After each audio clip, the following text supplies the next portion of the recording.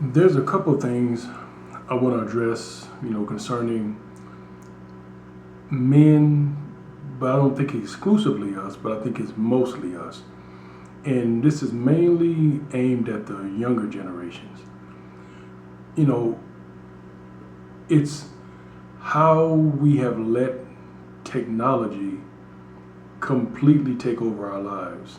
Um, and I was shocked. It was a young man that was asking people for advice on how to go up and talk to somebody that you don't know, somebody who you've never had an encounter with before, and he didn't know how to even start a conversation. And I'm like, this is just something that happens all the time. But to him, it was weird. It was strange that somebody could just talk to somebody that they don't know. And this comes from people living sheltered. And I'm not even advocating for people to go out and for young people to go out and just have sex with people. But one of the things that I was shocked to find out is that now you have more men that are much older that are still virgins in this more modern technological time. And it's not that that's a problem in and of itself. It's the reason that's a problem. It's because people don't get out and meet people. It's because everybody's hiding behind a screen on the computer. I look at so many trends and things that are affecting the way people think across the internet. But it's funny when you walk outside, you don't see none of this stuff in reality. You don't see none of this stuff in the lived world. It's all like this online is like an imaginary world. And it's like everybody's living in AI. Like we all living, well, not all. I don't include myself, but it's like people are just like walking AI.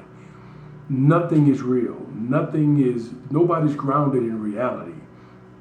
It's like everything is computer, phone. It's something when you have people in the same room and they could very easily just talk to each other, but they're sitting there texting each other.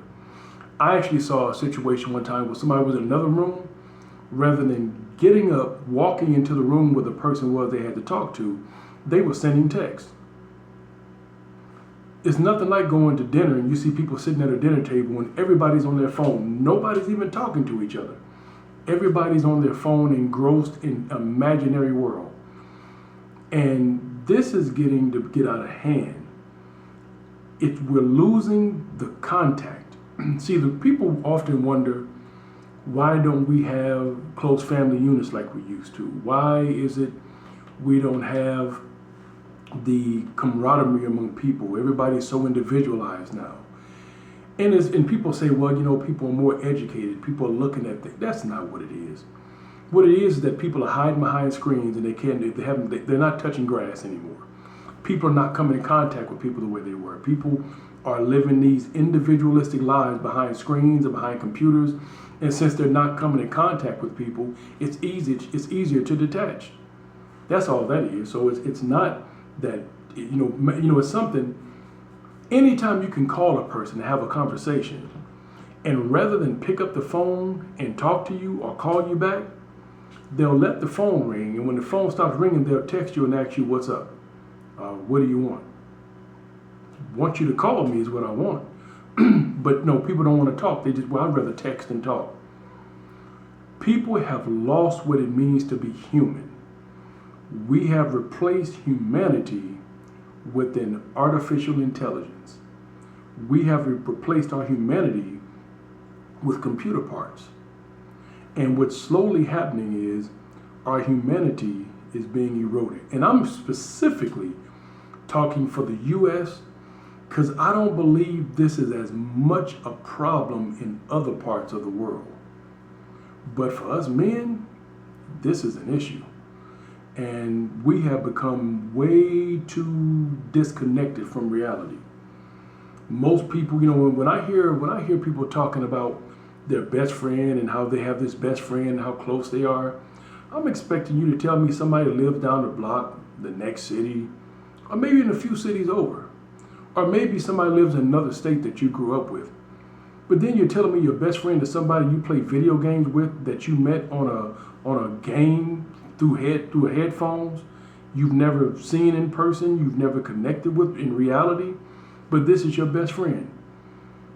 I mean, things out of hand. And if we don't get a grip on it, if we don't go ahead and get a grip and start understanding, we got to start to put these phones down, because it's becoming it's becoming an addiction. And the addiction that it's created has caused us, in most people, you don't even know who they really are, because people online have this fake pseudo personality or character they put out there. But if you get to know them in person, this is like, who is this? Because if I meet you in person, I ought to meet the same one. It shouldn't be like, okay, well, this is who you are offline, and this is somebody else different you are online. It's supposed to be you.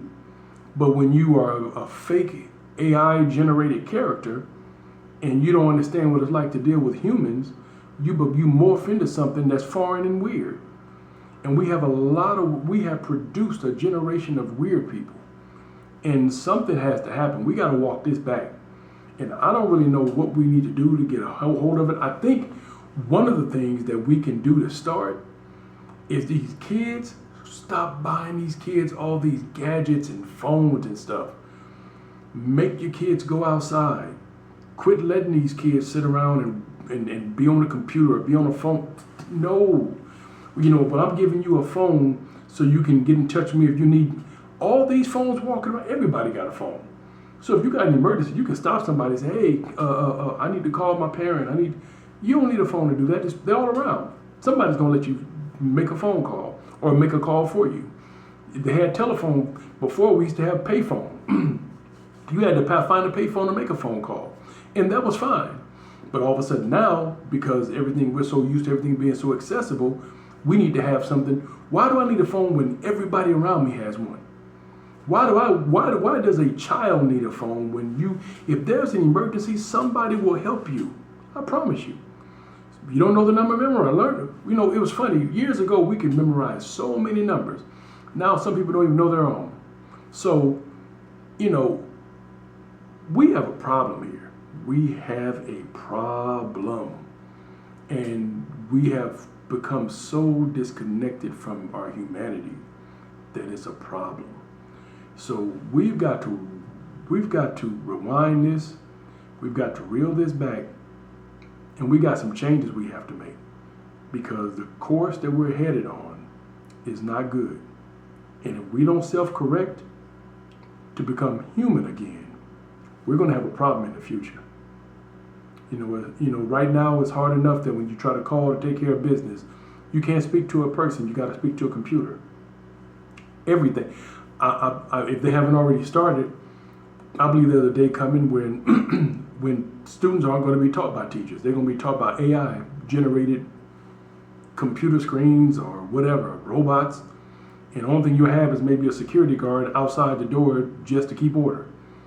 Because, everything now has become a computer. And so if you don't want to get sucked into the matrix, you need to start making preparation now to remove yourself from it.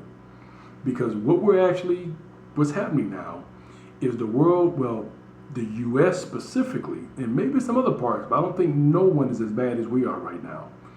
But we are becoming one big matrix. Make sure you take the right pill. Because if I know sometimes we say, I don't like reality. But reality is always better than living in an illusion. It's better to know what it is than to live in a fantasy world. Because right now, that's what we're doing. We're living a fantasy. What we're doing and what we're seeing is not real. It's time to snap out of it. That's all I got for this time.